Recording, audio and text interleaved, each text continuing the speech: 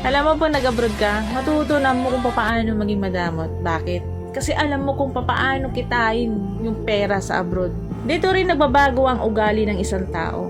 Bakit? Dahil sa mga taong nakakasalamuhan nila na hindi nila kaugali. Dahil sa mga taong nakakasalamuhan nila na iba't iba ang pag-uugali. Karamihan sa mga tao sa Pilipinas at hindi naging OFW kailanman, hinuhusgahan nila yung mga tao na naging OFW na kesyo mayaman na kesyo nasa ibang bansa na kesyo nakahawak na ng pera, na kesyo gumaan ng buhay, lumaki ng bahay mayabang na.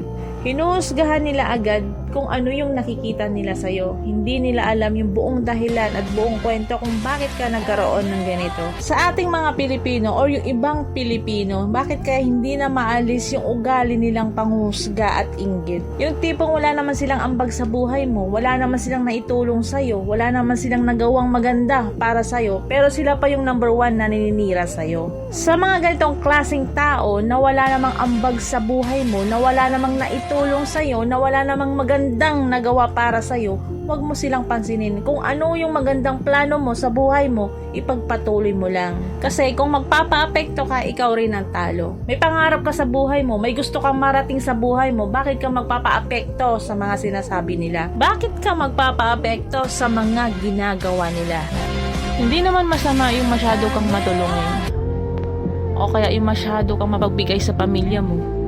Ang masama doon, yung tulong ka ng tulong, wala na palang natitira para sa'yo. Unahin muna ang sarili bago ang iba.